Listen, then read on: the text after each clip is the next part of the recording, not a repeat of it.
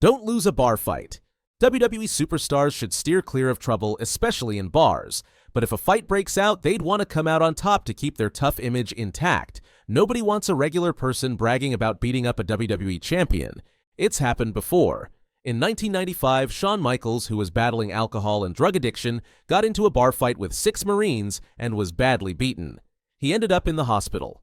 On Logan Paul's Impulsive podcast, Michaels admitted this wasn't a one-time thing. He said he often woke up in the emergency room, slept a few more hours, hit the gym, and then wrestled. He was still able to function.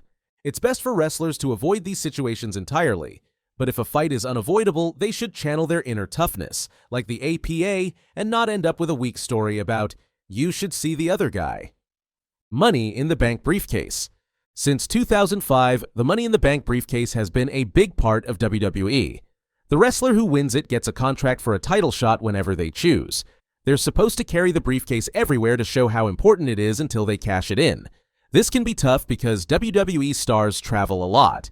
Baron Corbin, who won the briefcase in 2017, shared his experience with the Phoenix New Times.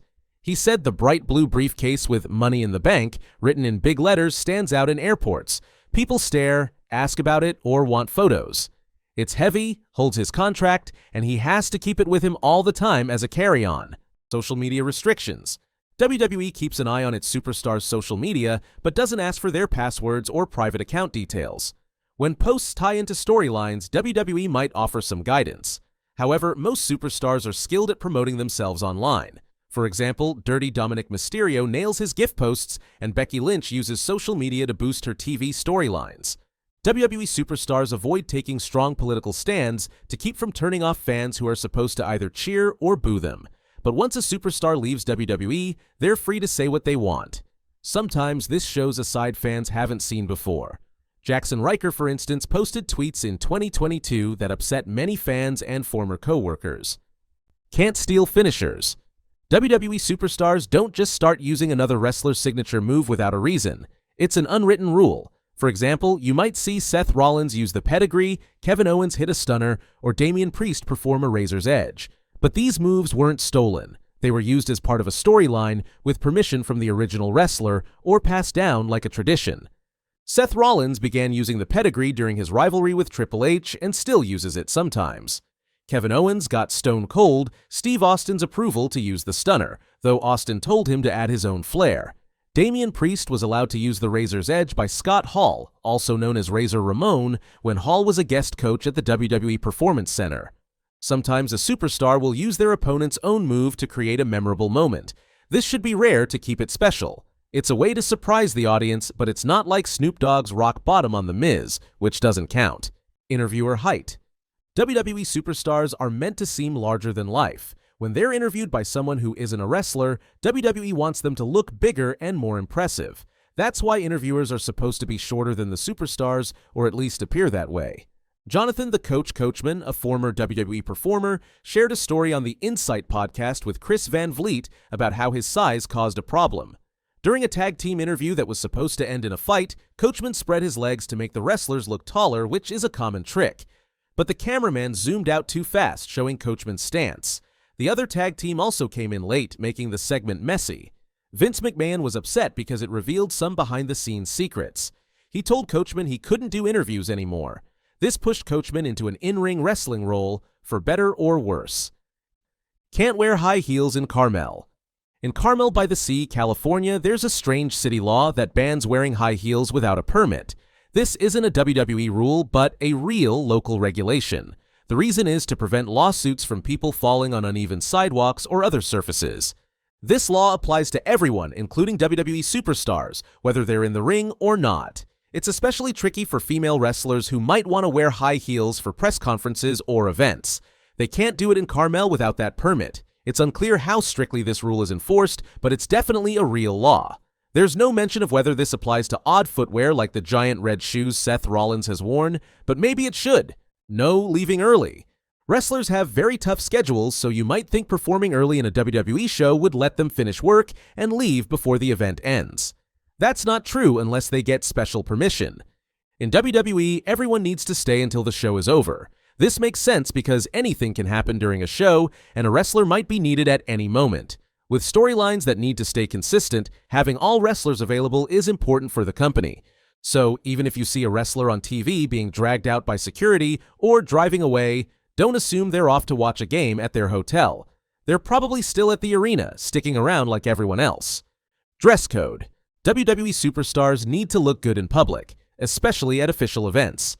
A business casual style is a smart choice when they might meet fans, or as WWE calls them, the WWE Universe.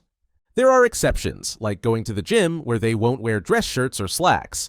WWE's tap-out clothing line is perfect for those situations, keeping them looking sharp while working out. You're unlikely to see a WWE superstar looking messy in public. They're well-paid professionals and athletes whose appearance is key to their job. To stay safe, they should always dress a bit nicer than casual, avoiding things like sweatpants or worn-out tank tops at the store, unlike some of us might. Dallas Tag Rope Rules. In WWE tag team matches, there's a little-known rule about the tag rope. Wrestlers must hold it until they're tagged in to legally enter the ring. Some fans might not even notice this. In Dallas, Texas, the tag rope gets special attention. It must be exactly 18 inches long. When WWE holds an event there, an independent inspector comes to the arena to measure the rope and ensure it meets this requirement. These inspectors need recertification every 2 years, likely for more than just measuring ropes, so they're qualified for the job. Outside of Dallas, the rope's length doesn't matter as much. For simplicity, WWE could just keep all tag ropes at 18 inches everywhere. Banned words. WWE announcers have a tough job.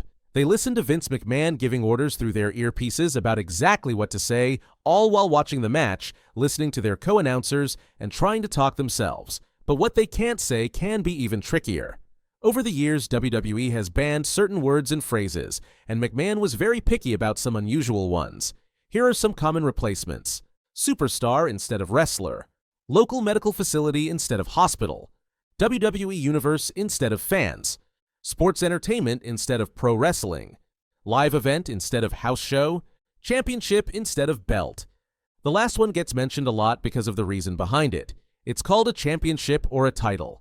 A belt is something you use to keep your pants up. No sneezing. Vince McMahon is a known germaphobe.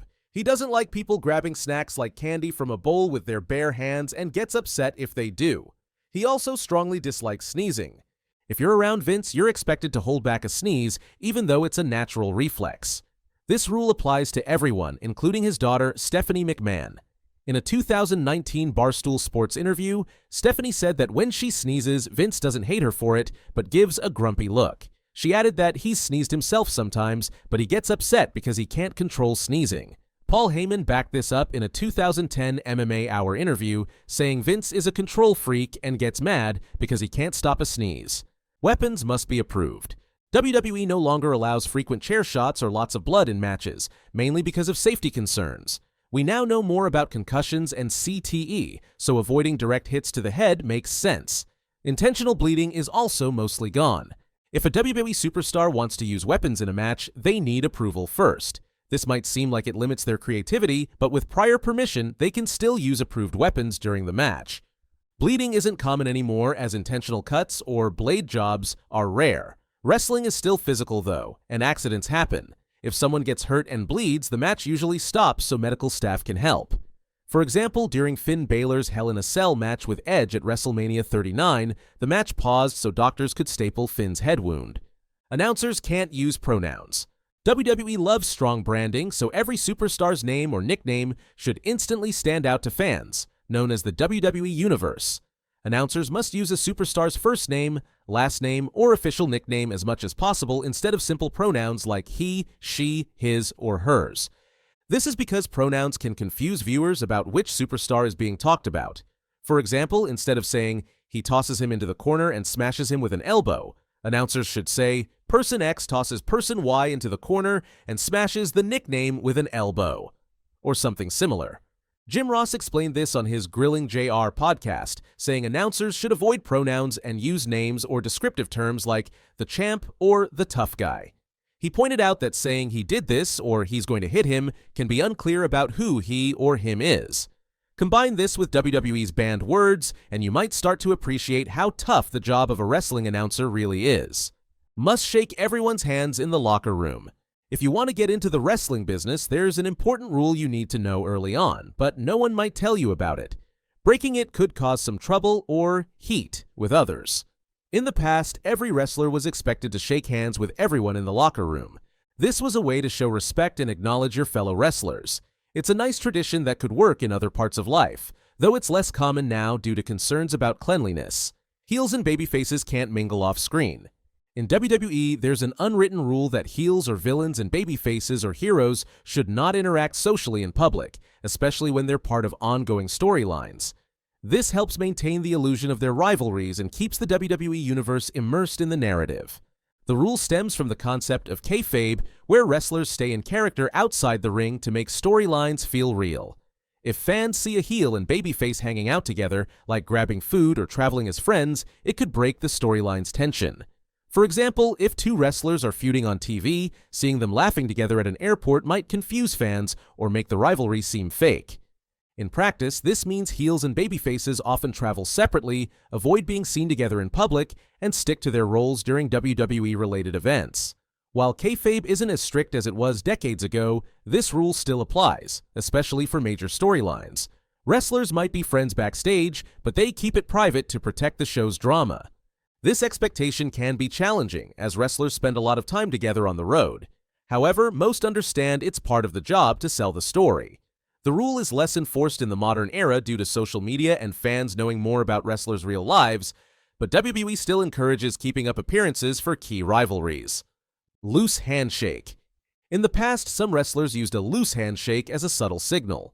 It was a way to show they preferred to work loose in the ring, meaning they wrestled in a smooth, cooperative way to make matches easier. Shawn Michaels wrote in his first book that he thought this tradition was old-fashioned and silly. He and The Undertaker decided to stop doing loose handshakes and instead used firm handshakes to show respect like regular people. This old custom has likely disappeared from wrestling for good. Wrestler's Court. Wrestler's Court is probably no longer a thing in WWE. In the past, wrestlers were expected to handle their own minor misbehavior. If someone broke a small rule, they'd face Wrestler's Court. In WWE, The Undertaker was usually the judge, making decisions and settling disputes. Other wrestlers acted as lawyers or filled roles you'd see in a courtroom. Though it sounds odd, Wrestler's Court was mostly lighthearted and a fun way to resolve small issues fairly among the wrestlers. Couldn't smarten your family up. The unwritten WWE rule about not smartening up your family comes under the practice of keeping the scripted nature of professional wrestling a secret, even when one is around family members or close loved ones who aren't part of the wrestling business.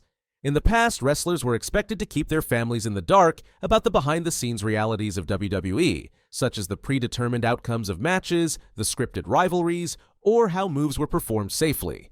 This rule was rooted in preserving the illusion of wrestling as real to protect the industry's storytelling. If a wrestler's family knew the truth and shared it with others, it could break the magic for fans, especially in the pre-internet era when kayfabe was strictly guarded. For example, a wrestler wouldn't tell their spouse or parents that they were working with their rival to put on a show, or that their injury was part of a storyline.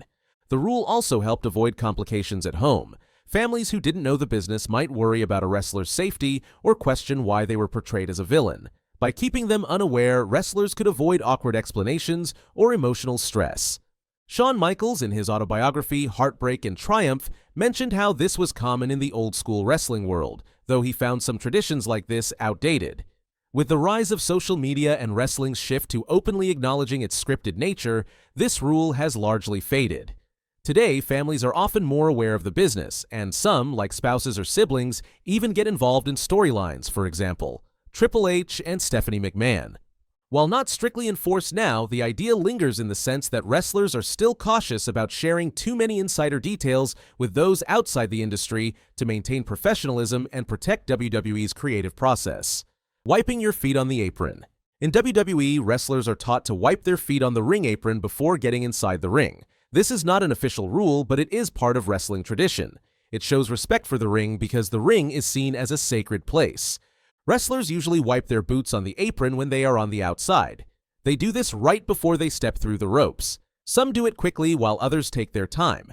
Not all wrestlers follow this tradition, but many older or trained wrestlers still do. The habit comes from old wrestling schools. Trainers taught it as a sign of discipline and respect. It is like wiping your feet before walking into someone's house. Wrestlers who care about the craft still follow this rule even today. Couldn't discuss money. This idea is not just a wrestling thing, but wrestling did put a lot of focus on it. Like most jobs, wrestling is all about money. At the end of the day, that is what drives the business. In the past, wrestlers were not supposed to talk about how much they got paid. You could only talk about it with the promoter. That was the rule. The reason for this was simple. If one wrestler found out another wrestler was making more money, it could lead to problems. They might feel jealous or angry. Not everyone got paid the same. That is still true even today, so it was better to keep your pay a secret. There must be drama at the contract signing. In WWE, there is an unwritten rule about contract signings. Every time two wrestlers meet in the ring to sign a contract, the segment must end with some kind of fight or physical action. This rule is said to come from Vince McMahon himself. He believes that contract signings should never end quietly. If there is no fight, then the moment feels boring. So most of the time, someone flips a table, throws a punch, or hits a move. Fans have come to expect it. If there is a contract signing on TV, people know that things will get heated. It helps build drama and excitement before a match. Even though it is not an official rule, it is followed almost every time. Referees selling injuries. Wrestling fans often joke that WWE referees are weak and can't take a hit. When they do get hurt, they stay down for a long time and act like the move really messed them up. There is actually a reason for this, and it makes sense. In WWE, when a referee takes a bump or gets hit, they are supposed to sell it hard. That means they act like they are really hurt and stay down for a while. The reason is to make the superstars look even tougher. If a referee is knocked out by a move for several minutes, but a wrestler can take that same move and get right back up, it shows how strong the wrestlers are. It helps make them look like real fighters. Pose before a move.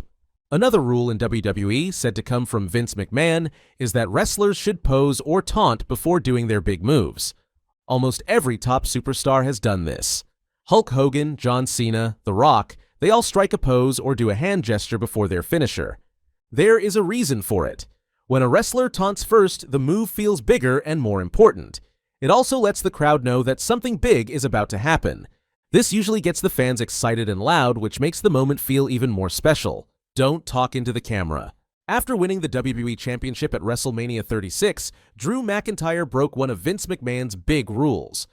While filming the show in April 2020, Drew looked straight into the camera and spoke to the fans watching at home.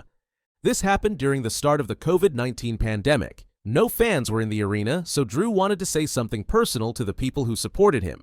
Even though it meant going against WWE's usual rules, Drew later explained what he did by saying, "One of our rules in WWE is that you don't look down the camera and break the fourth wall like you wouldn't do in a movie, but I couldn't help myself."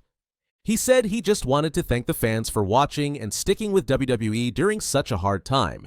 He was happy the moment stayed in the final cut of the show because it was real and came from the heart. Wrestlers lose in hometown. One of the most common unwritten rules in WWE is that a superstar often loses when they wrestle in their hometown. Even though they usually get loud cheers and have friends or family at ringside, they still end up on the losing side. Luke Harper, who later left WWE for AEW, was not happy about this. He lost 3 times in a row while performing in his hometown of Rochester, New York. He spoke about it in an interview with the Democrat and Chronicle and said, "I know about the curse, and I feel that. I actually had a really great match with Dolph Ziggler here that I thought I should have won, and I didn't. That really sticks in my craw. It's something I think about, but it's nothing that's in my control." Even though it bothered him, he admitted there was nothing he could do about it. Oregon ring limit. WWE is known for wild one-sided beatdowns, but if you're in Tillamook, Oregon, there's a strange rule you might not expect. Any match with multiple opponents can only go as far as 12 versus 1. That's the limit. Even something like the famous 8-on-1 attack on John Cena by the Nexus in 2010 wouldn't be allowed under this rule. No one really knows why the number is 12. Some think it has something to do with the local dairy industry.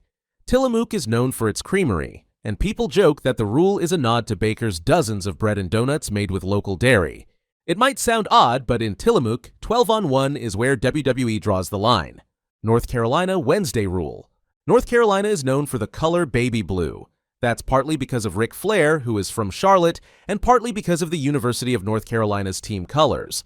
But oddly enough, wrestlers are not allowed to wear baby blue trunks in the state, at least not on Wednesdays. Nobody really knows why this rule only applies to Wednesdays. It's one of those strange old rules that just stuck around.